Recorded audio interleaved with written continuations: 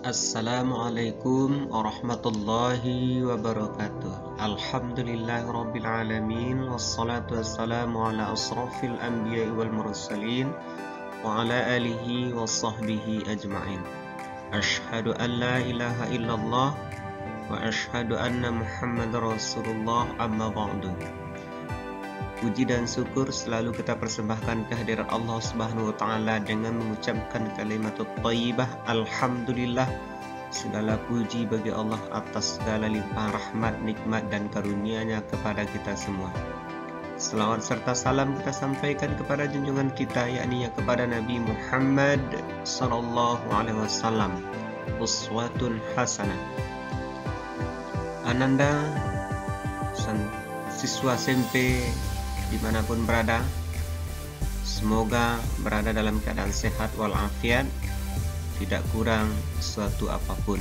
Semoga Allah selalu merahmati Ananda semuanya. Pada kesempatan yang berbahagia ini kita kembali berjumpa dalam pembelajaran pendidikan agama Islam dan budi pekerti untuk kelas 9. Pembelajaran kita hari ini meyakini hari akhir, mengakhiri kebiasaan buruk. Sebelum kita lanjutkan pelajarannya, mari kita lihat dulu kompetensi dasar yang akan kita capai. Pertama,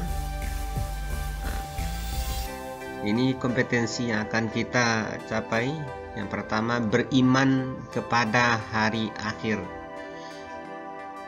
Kedua, menghargai sikap mawas diri sebagai implementasi beriman kepada hari akhir. Yang ketiga, memahami makna iman kepada hari akhir. Selanjutnya, menyajikan dalil naqli iman kepada hari akhir. Inilah KD kita. Kemudian tujuan yang akan kita capai melalui pembelajaran ini. Tujuan yang kita capai melalui pembelajaran pertama ini, menjelaskan pengertian iman kepada hari akhir, menunjukkan dalil iman kepada hari akhir, menyebutkan macam-macam kiamat, menjelaskan contoh kiamat sughra, menjelaskan proses kiamat kubra, menjelaskan kehidupan setelah hari kiamat, berperilaku beriman kepada hari akhir, berperilaku mawas diri implementasi iman kepada hari akhir. Inilah tujuan yang akan kita capai dalam pembelajaran ini. Kemudian kita mulai. Yang pertama, pengertian iman kepada hari akhir. Iman itu artinya adalah percaya. Hari akhir adalah hari setelah berakhirnya dunia ini, berakhirnya alam semesta ini. Jadi iman kepada hari akhir itu meyakini bahwa seluruh alam semesta ini termasuk dunia dan seisinya akan mengalami kehancuran. Artinya akan mengalami akhir. Maka dunia ini disebut dengan fana, tidak selamanya. Kalau Allah itu baqa, dunia dan segala isinya fana, akan berakhir. Apakah selesai sampai di situ, selesai sudah kehidupan ini? Tidak. Ada lagi proses berikutnya yang disebut dengan alam akhirat. Keyakinan terhadap kehancuran alam semesta dan keyakinan terhadap akan adanya akhirat, maka ini termasuk bagian dari pengertian beriman kepada hari akhir. Karena rentang perjalanan setelah kehidupan dunia ini di akhirat pun sangat panjang. Inilah diantaranya Ananda pengertian iman kepada hari akhir. Sekali lagi, iman kepada hari akhir itu adalah meyakini bahwa seluruh alam semesta ini termasuk dunia dan seisinya akan mengalami akhir, akan mengalami kehancuran, dan akan ada lagi kehidupan setelah kehancuran tersebut yang disebut dengan yaumil akhir itu. Anak-anak yang berbahagia, nanti supaya lebih jelas pengertiannya bisa dicari pengertiannya, cari di buku atau dicari di search di Google. Juga bisa untuk lebih memantapkan pengertian kita tentang hari akhir ini. Kemudian ini perjalanan menuju akhirat. Ada beberapa hal yang perjalanan setelah kehancuran, setelah kiamat. Yang pertama ini dimulai dari yaumul qiyamah, hari kiamat. Kiamat ini kan dua, ada namanya kiamat kecil, ada kiamat kubra. Kiamat kecil itu contohnya diantaranya adalah kematian. Jadi hari ini sudah banyak terjadi kiamat. Namanya kiamat kecil. Kematian itu sudah kiamat, terutama bagi orang-orang yang memang sudah wafat. Itu kiamat. Inilah salah satu bukti nyata bahwa akhirat itu pasti ada. Kiamat itu pasti ada. Itu namanya kiamat sugra, kiamat kecil. Dan masih banyak lagi contoh-contoh lain tentang kiamat kecil. Silakan nanti Ananda cari ya tambahan wawasannya melalui buku atau melalui informasi media lain. Itu kiamat sugra. Yang kedua kiamat kubra. Kiamat kubra itu kabir, akbar, besar. Nah, inilah kehancuran seluruh alam semesta. Tidak ada lagi kehidupan di atas dunia ini. Semua yang hidup pasti akan mati. Seperti yang dijelaskan oleh Allah dalam Al-Quran, kullu nafsin za'iqatul maut. Setiap yang bernyawa pasti akan mati. Ketika kiamat kubra, maka semuanya hancur, termasuk alam semesta ini. Inilah kiamat. Setelah kiamat, maka kemudian, ini dia kiamat kecil. Perjalanan selanjutnya adalah yaumul barzah, alam barzah. Apa itu alam barzah? Alam kubur, betul. Tapi yang pasti yaumul barzah itu adalah alam pembatas antara dunia dengan akhirat. Kalau disebut kubur, maka secara umum kita memahami artinya dimasukkan ke dalam tanah. Bagaimana dengan orang-orang yang wafat di tengah laut, dimakan binatang buas, ditelan ikan, apakah mereka akan masuk alam kubur? Tetap, itu namanya barzah, alam pembatas antara dunia dengan akhirat. Mau masuk kubur, ditelan ikan atau terbenam di laut, itu semuanya tetap mereka berada di alam barzah. Di alam barzah ini pun banyak proses-proses yang akan dilewati. Ada orang-orang yang di alam barzah itu mendapatkan kenikmatan kubur. Ada yang memang mendapatkan azab kubur. Siapa mereka yang mendapatkan nikmat kubur? Inilah orang-orang yang serius menjaga dirinya dari hal-hal diharamkan oleh Allah. Serius menjalankan perintah Allah Subhanahu wa Ta'ala. Berjuang dengan sekuat tenaga mengendalikan dirinya, mengendalikan seluruh perbuatannya, sehingga perbuatan itu adalah perbuatan yang baik, perbuatan yang sesuai dengan hukum yang telah ditetapkan oleh Allah Subhanahu wa Ta'ala. Orang-orang yang diazab di kubur ini adalah orang-orang yang memang tidak mengindahkan perintah Allah. Bahkan perbuatan dosa kecil pun sudah layak orang untuk diazab kubur. Bahkan makanya Nabi menyuruh kita untuk berlindung dari azab kubur ini. Allahumma inni a'udzubika min adzabil kubur. Minta perlindungan dari azab kubur.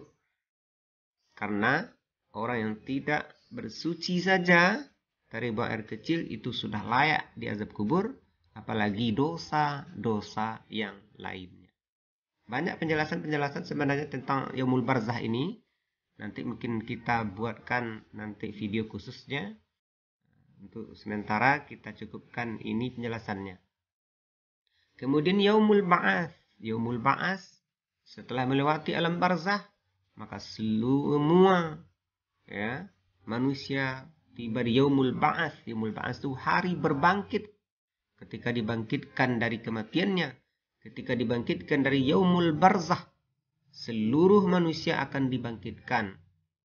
Kemudian setelah itu melewati yaumul mahsyar, tempat di mana manusia dikumpulkan, tempat yang sangat luas. Bahkan penjelasan-penjelasan hadis sebutkan tempat itu sangatlah dahsyat panasnya. Bahkan ada yang menyebutkan matahari hanya sejengkal di atas kepala.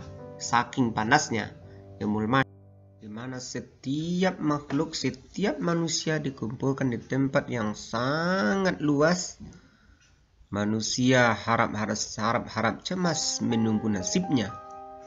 Manusia harap-harap cemas apa yang akan terjadi bagi dirinya.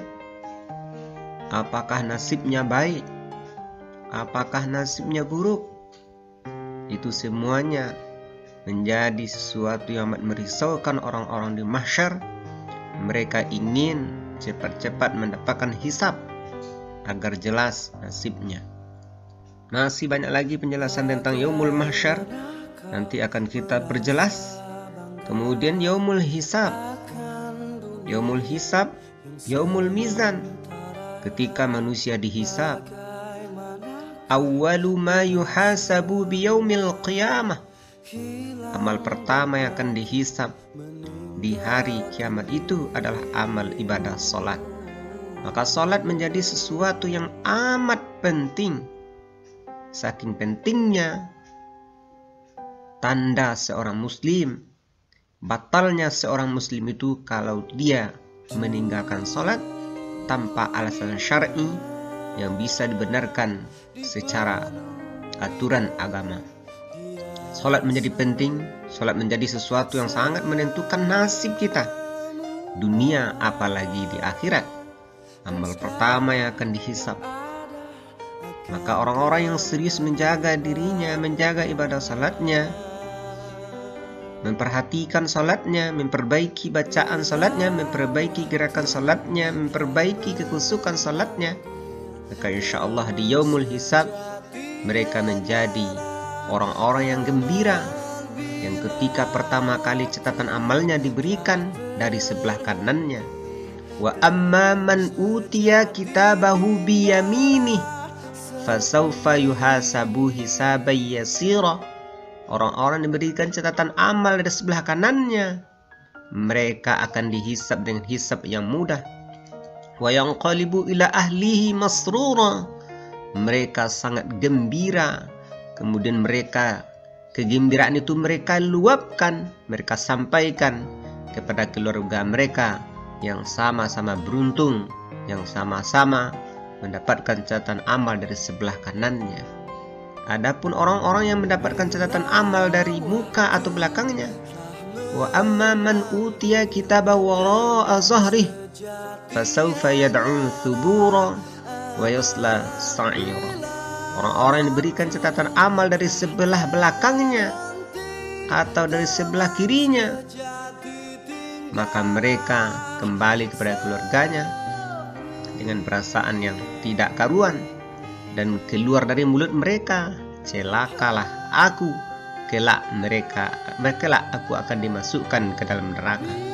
Inilah kondisi keadaan yaumul hisab. Yaumul hisab di mana setiap orang dihisab dengan sangat adil. Sekecil apapun perbuatan baik akan diperhatikan oleh Allah Subhanahu wa taala. Sebesar apapun, sekecil apapun perbuatan buruk pun akan dihisab oleh Allah. Wa may ya'mal mithqala dzarratin khairan yarah wa may ya'mal mithqala dzarratin syarran yarah. Setelah selesai dihisab, kemudian mizan ditimbang, mana yang lebih banyak amal baiknya atau amal buruknya. Maka ini adalah saat-saat yang sangat menentukan, saat-saat yang sangat merisaukan bagi orang-orang yang tidak serius menjalankan perintah Allah, memperturutkan hawa nafsunya, memperturutkan kemauan dan keegoan dirinya saja, tidak memperhatikan apa yang dia ucapkan, apa yang dia katakan, apa yang dia lihat, apa yang dia perbuat. Maka saat ini mereka akan menyesal sejadi-jadinya.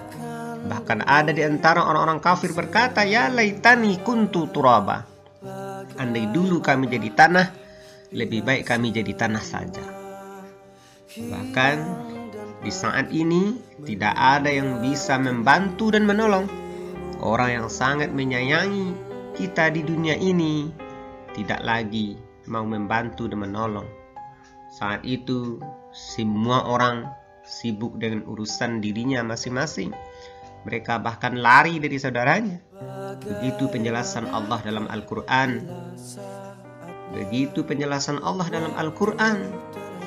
Yauma yafirul mar'u min akhih wa ummihi wa abih wa sahibatihi wa banih likulli imri'in minhum yauma idzin sya'ni yughni. Akan tiba masanya, akan tiba waktunya seseorang akan lari dari ayah dan ibunya, akan lari dari saudaranya, akan lari dari pasangannya. Kenapa mereka lari? Karena mereka sibuk dengan urusan yang sangat menyibukkan dirinya. Maka saat itu kesolehanlah, ketaatanlah, amal ibadahlah yang bisa membantu dan menolong kita. Selesai yaumul hisab, yaumul mizan, maka tiba saatnya waktu yang amat sangat menentukan, waktu yang amat panjang tanpa batas waktu. Yaumul jaza, hari pembalasan. Orang-orang yang mendapatkan catatan amal dari sebelah kanan, orang-orang yang timbangan kebaikannya melebihi timbangan keburukannya, mereka mendapatkan yaumul jaza, dimasukkan oleh Allah Subhanahu wa taala ke dalam surganya Allah. Mereka berjumpa dengan malaikat Ridwan, penjaga surga itu sendiri. Inilah orang-orang yang amat beruntung, orang-orang yang istilah Al-Qur'annya adalah orang-orang yang muflihun, orang-orang yang beruntung. Siapa mereka? Banyak penjelasan-penjelasan dalam Al-Qur'an orang-orang yang beruntung. Mari coba silakan Anda lihat lagi, baca Al-Qur'an, baca terjemahannya. Siapa sih orang-orang yang beruntung nanti ketika yaumul jaza itu datang? Kemudian tempat kedua, yakni tempat yang sangat tidak diinginkan, tempat bagi segala keburukan, puncak dari segala kejahatan dan keburukan, yakni neraka yang dijaga oleh malaikatul zabaniyah, malaikat yang tak mungkin, yang tak ingin kita temui. Maka bagi orang-orang yang tidak serius menjalankan perintah Allah, menyepelekan ayat-ayat Allah, menghina ayat-ayat Allah, hanya memperturutkan hawa nafsunya atau memperturutkan akal yang tidak dilandasi oleh Al-Quran, maka mereka adalah orang-orang yang sangat tidak beruntung. Maka tidak heran Nabi menyuruh kita berlindung dari neraka ini. Allahumma inni a'udzubika min azabi jahannam. Mohonlah perlindungan kepada Allah dari neraka jahannam itu sendiri. Seperti apa betul neraka jahannam itu? Banyak ayat-ayat Al-Quran menceritakan tentang ini. Satu di antaranya, dua saja tempatnya. Pertama surga, yang kedua neraka. Surga ini adalah tempat kenikmatan yang luar biasa, tidak terbayangkan, tidak terfikirkan oleh kita. Dan surga ini juga bertingkat-tingkat, ada 7 tingkat surga, nama-nama surga. Ini bisa nanti Anda cari, lihat sebagai tugas, catat di buku catatannya, nama-nama surga. Kemudian juga neraka, dicari nama-nama neraka. Yang jelas, kedua tempat ini adalah tempat terakhir kita, dan ini khalidina fiha abada, selama-lamanya. Maka orang-orang yang serius beramal, beribadah, kemudian dimasukkan ke dalam surga, maka sungguh dia telah mendapatkan kenikmatan di atas kenikmatan. Kemudian kalau seandainya berdosa, nasibnya tidak baik, melaksanakan perintah Allah, maka nanti tempatnya di neraka. Maka inilah tempat yang digambarkan sangat dahsyat. Bahkan ada ayat Al-Quran berbicara tentang neraka ini, ya, innalladzina kafaru bi ayatina sawfa nuslihim naran kullama nadijat juluduhum baddalnahum juludan ghairaha liyadzuqul azab. Sesungguhnya orang-orang yang mengingkari ayat-ayat kami, tidak mengindahkan perintah kami, kelak mereka akan kami masukkan ke dalam neraka. Setiap kulit mereka matang, baddalnahum, kami ganti dengan kulit yang baru. Untuk apa gunanya? Liyadzuqul azab, untuk kami rasakan azab kepadanya. Oleh karena itu, maka tidak heran Nabi katakan dalam sebuah hadisnya, idza tasyahada ahadukum falyasta'in min arba'. Apabila engkau bertasyahud, maksudnya tasyahud akhir, maka bacalah doa minta perlindungan dari 4 hal. Allahumma inni a'udzubika min azabi jahannam, wa min azabil qabri, wa min fitnatil mahya wal mamat, wa min syarri fitnatil masihid dajjal. Nah, inilah nanda penjelasan tentang perjalanan menuju akhirat. Penjelasan yang Ustadz jelaskan ini masih sangat sederhana, masih sangat singkat. Perlu penjelasan-penjelasan selanjutnya. Penjelasan tersebut bisa didapatkan baik melalui buku maupun melalui penjelasan di YouTube dan sebagainya. Anak-anak yang berbahagia, kita lanjutkan pelajaran kita. Selanjutnya, ini dalil ayat-ayat Al-Quran yang berbicara tentang yaumil akhir. Dalilnya ini cukup banyak, sangat banyak yang bicara tentang yaumil akhir ini. Kita tidak akan sebutkan semuanya, tapi di antaranya saja. Yang pertama ini Quran surat yang ke-22. Surat yang ke-22 surat apa? Nah, surat yang ke-22 ayat 7. Ini adalah surat Al-Hajj. Mari kita baca sama-sama. A'udzu billahi minasyaitonir rajim. Bismillahirrahmanirrahim. Wa anna as-sa'ata atiyatun la raiba fiha wa anna Allaha yab'atsu man fil kubur. Nah, silakan dibaca. Ya, ini ya surah Al-Hajj ayat 22. Dan sungguh kata Allah, hari kiamat itu pasti datang, tidak ada keraguan padanya, dan sungguh Allah akan membangkitkan siapapun yang ada di dalam kubur. Inilah dalil pertama, kepastian datangnya kiamat. Nah, silakan dihafal ayatnya supaya bertambah perbendaharaan hafalan ayatnya. Ini Quran surat ke-22 ayat 7. Yang kedua Quran surat 101. Surat 101 ayat 4 sampai 5. Surat 101 itu surat apa? Ya, surat Al-Qari'ah. Surat Al-Qari'ah. A'udzu billahi minasyaitonir rajim. Yauma yakunun nasu kal farashil mabthuth wa takunul jibalu kal ihnil manfush. Ini gambaran seperti apa kiamat itu. Pada hari itu manusia seperti laron yang berterbangan. Nah, seperti laron yang berterbangan, dan gunung-gunung seperti bulu yang dihambur-hamburkan. Nah, ini adalah gambaran kiamat kubra. Dahsyat sekali, merinding bulu kuduk kita membayangkannya. Maka inilah kiamat yang dahsyat itu. Kemudian yang ketiga Quran surat ke-99. Surat ke-99 itu surat Al-Zalzalah ayat 1 sampai 2. A'udzu billahi minasyaitonir rajim. Idza zulzilatil ardu zilzalaha wa akhrajatil ardu athqalaha. Apabila bumi diguncangkan dengan guncangan yang dahsyat dan bumi telah mengeluarkan beban-beban berat yang dikandungnya. Nah, ini juga penjelasan tentang gambaran hari kiamat. Kemudian berikutnya Quran surat ke-39. Surat ke-39 itu surat apa? Ya, surat Az-Zumar ayat 68. A'udzu billahi minasyaitonir rajim. Wa nufikha fis suri fa sa'iqa man fis samawati wa man fil ardi illa man syaa Allah. Thumma nufikha fihi ukhra fa idzahum qiyamun yanzurun. Nah, silakan dibaca-baca, dihafal ayatnya. Dan sangkakala pun ditiup, maka matilah semua makhluk yang di langit dan di bumi, kecuali mereka yang dikehendaki Allah. Kemudian ditiup sekali lagi sangkakala itu, maka seketika itu mereka bangun dari kuburnya menunggu keputusan Allah Subhanahu wa taala. Nah, ini menjelaskan tentang tiupan sangkakala yang ditiup oleh malaikat Israfil. Ditiup pertama tiupan untuk mematikan seluruh makhluk, yang kedua untuk kembali di yaumul ba'ats, membangkitkan seluruh manusia. Nah, inilah penjelasan, inilah dalil-dalil yang berbicara tentang yaumul akhir, tentang kiamat di antaranya. Masih banyak lagi ayat-ayat lain, silakan dibaca dalam Al-Quran, baca penjelasannya, sehingga kita makin yakin kita dengan yaumul akhir.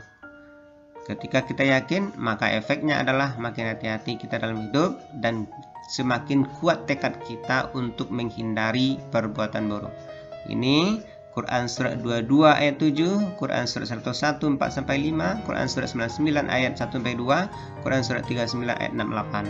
Silakan Anda baca, Anda hafal ayat-ayat ini. Anda yang berbahagia, selanjutnya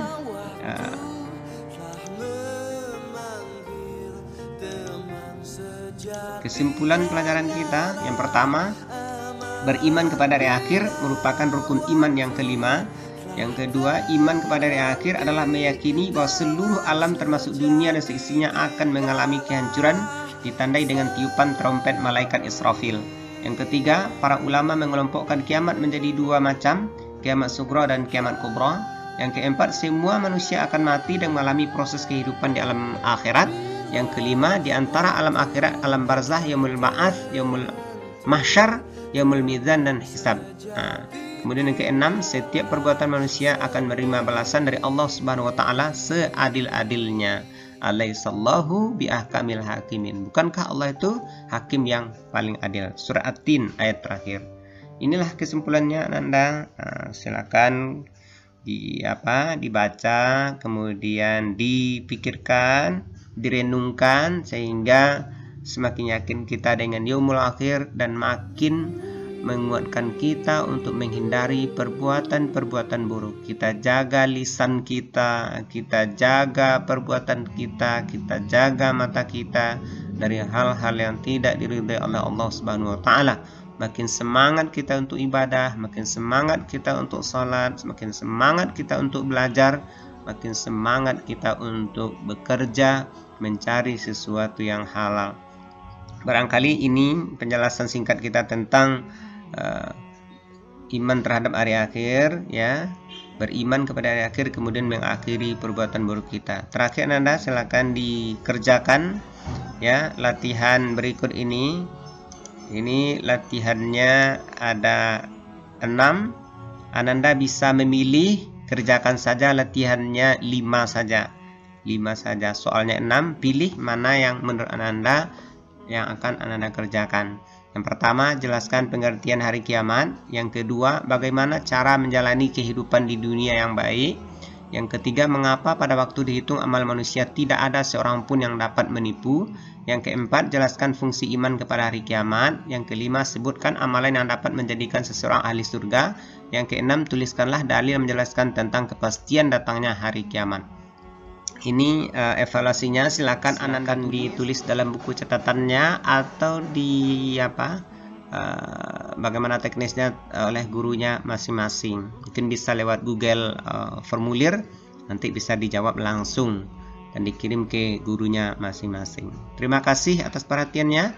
Barangkali mungkin itu saja pada kesempatan ini. Terima kasih atas segala perhatian. Mohon maaf atas segala kekurangan. Kita tutup pembelajaran kita dengan hamdalah.